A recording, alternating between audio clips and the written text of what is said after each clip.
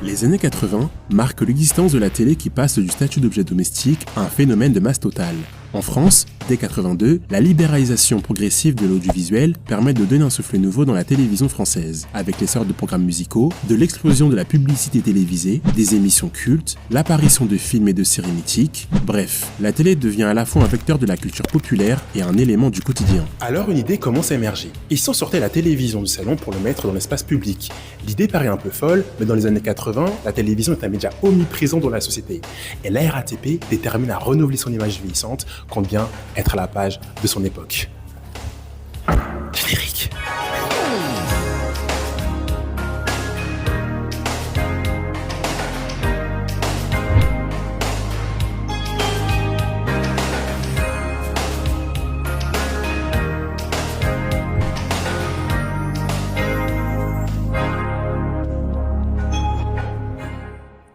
Dès les années 70, la RATP se questionne sur la nature même de sa mission. Est-elle uniquement un opérateur de transport ou un acteur à part entière de la vie urbaine? La régie comprend que le temps de transport ne doit plus être perçu comme un temps perdu, mais comme un moment qui peut être une valeur d'usage. Bon, c'est typiquement la phrase que j'ai sortie du ChatGPT, mais en gros, c'est un temps qui servira à faire quelque chose, à s'informer, se divertir, découvrir et même interagir avec l'environnement. Et pour ça, la RATP avait déjà commencé le process en rendant par exemple les gares et stations plus attrayantes de par le design d'époque, en mettant à disposition des services pour les voyageurs, et aussi en organisant des événements culturels mémorables comme musique dans le métro en 1977, où on avait par exemple le groupe de rock français Téléphone qui s'était produit aux stations République et Nation pour donner des séries de concerts. Mais dans les années 80, la RATP décide d'aller encore plus loin. Afin d'éviter que les temps de trajet dans les métros soient vécus comme des moments vides et sans saveur, elle réfléchit à un concept novateur, qui va autant être acclamé que critiqué. On est en 1984, les Parisiens ne sont pas prêts. On va parler de métro vidéo.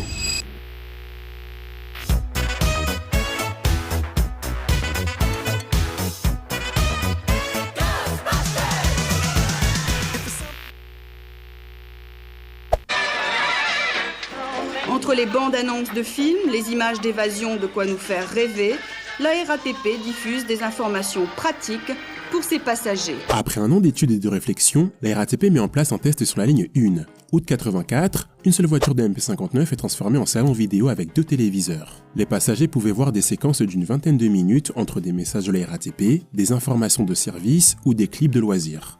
Le but est simple, mesurer la réaction du public et d'en tester la faisabilité avant de le généraliser. Les retours des voyageurs sont plutôt positifs. La plupart trouvent l'idée originale, agréable, moderne et distrayante, même sans son. Différents profils émergent.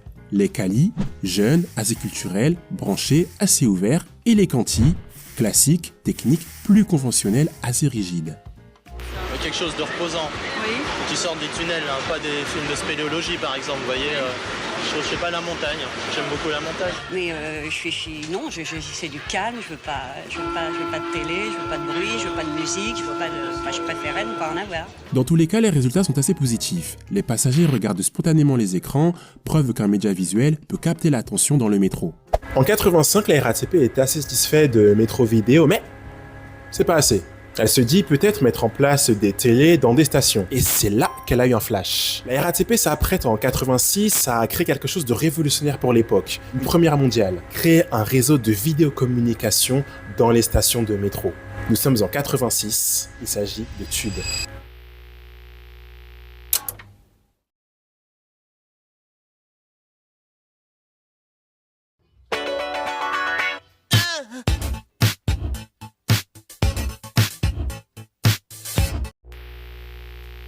Décembre 85, la RATP lance officiellement Tube. C'est un réseau d'écrans cathodiques reliés par fibre optique installé sur les quais du métro. Une première mondiale dans un réseau de transport.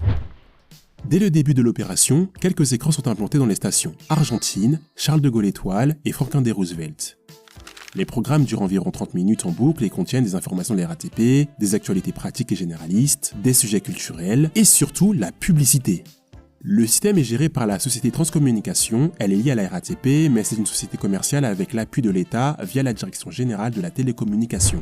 Dans un premier temps, le dispositif est un test entre la RATP et l'État, mais très vite, ils veulent en faire un vrai business en attirant des investisseurs. La RATP conserve un droit de regard sur le contenu, mais Transcommunication conçoit et diffuse les programmes. Ah, Je m'excuse, on n'a pas fait de présentation. Le porteur du projet, c'est lui, Jacques Banazuk. Il fait partie de ceux qui ont pensé le métro et le RER comme un espace vivant. Il a participé au pilotage de recherche marketing à la RATP, dont les campagnes publicitaires Ticket Chic et Choc. T'as le ticket chic, t'as le ticket choc. Et selon lui, le projet Tube doit remplir 4 fonctions: informer, distraire, sécuriser et rendre service. C'est un peu l'architecte intellectuel du projet. Il y a aussi pas mal d'intervenants dans ce projet: Alain Coquart, président de Transcommunication, et Gérard Gros, chargé de commercialiser les espaces publicitaires vidéo. Et ça tombe bien, pour que Tube soit rentable, il faut qu'il y ait du contenu lucratif. Bon, je pense que tu l'auras indirectement compris, ce réseau s'autofinance par de la publicité. Pour une semaine, un spot publicitaire de 30 secondes coûtait 20 000 francs et passait une quarantaine de fois par jour. Après, qui étaient les annonceurs? Ça pouvait être des restos, des commerçants, le cinéma, bref, c'était assez riche et diversifié. Dans tous les cas, l'enjeu de l'équilibre financier était quand même assez crucial, parce que installer des centaines d'écrans relais par fibre optique coûtait extrêmement cher. Entre le matériel vidéo, les câbles dans les tunnels, la régie centrale, les journalistes, les techniciens pour produire le contenu, bref... Tu vois que tout ceci, ça avait un coût. Et la RATP voulait éviter que l'ensemble de ces coûts se répercutent sur son budget transport. Donc il fallait un moyen externe de financement. Mais cela n'empêchera pas la RATP de continuer le développement de Tube. Plus de 700 écrans seront mis en place sur une centaine de quais répartis sur 26 stations de la RATP fin 86. Et rapidement, Tube, au-delà de son objectif initial, commence à se rebrander sur ce qu'il diffuse, comme la diffusion d'extraits de films, mélangeant contenu et publicité, ce qui attire de potentiels intéressés comme le Forum des Halles.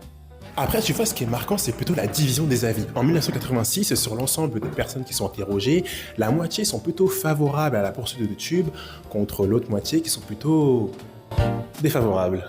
Après, je vais te dire un truc, la question de la perception, c'est assez secondaire, parce qu'en rentrant en 1987, on rentre littéralement dans une période noire, où la question de la rentabilité remettra en cause l'existence de Tube.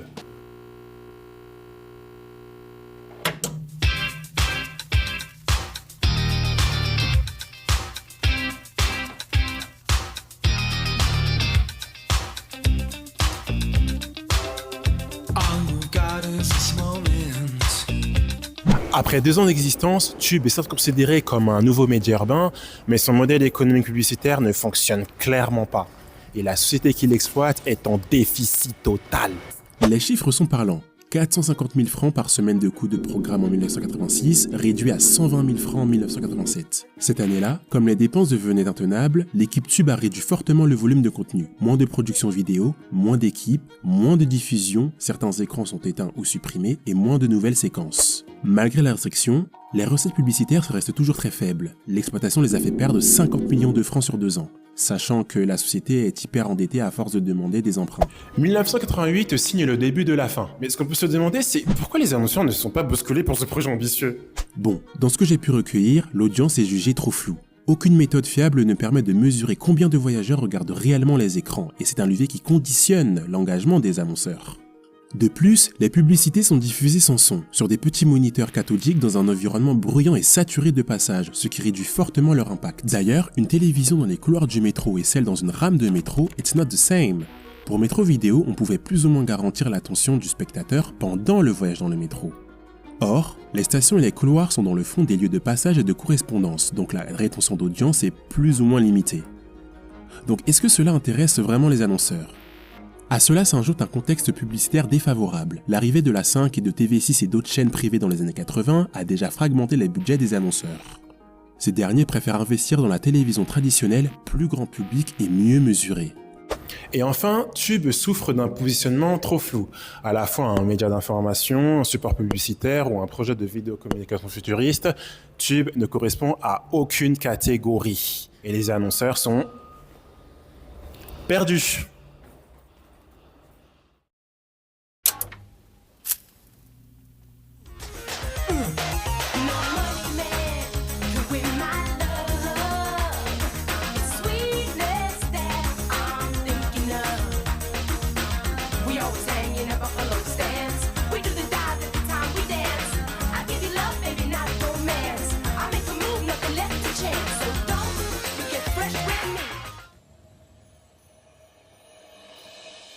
Alors, on est en 89 et c'est une date très importante parce que c'est littéralement la fin de Tube. Donc cette année-là, la RATP décide de démonter les 750 écrans répartis sur les 120 quais des 26 stations de métro et il n'en reste rien. La régie décide limite de racheter le réseau de fibre optique pour de la communication interne, mais sinon ils ont tout démonté quoi. Après, je suis désolé, mais depuis 87, Tube est un échec et financièrement, ce n'était pas du tout viable. Malgré son échec, Tube a prouvé plusieurs choses. Le public aime la présence d'images. Tube arrive à capter l'attention. Et on va pas se mentir, à cette époque-là, c'était révolutionnaire.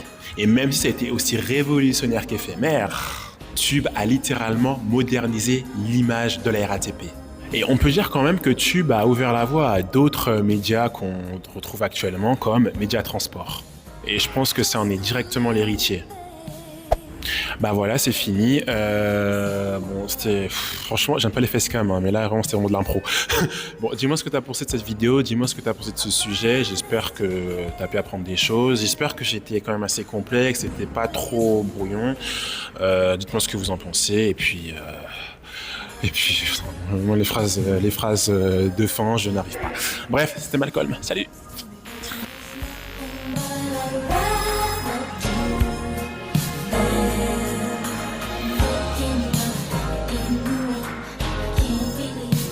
Joy it brings me.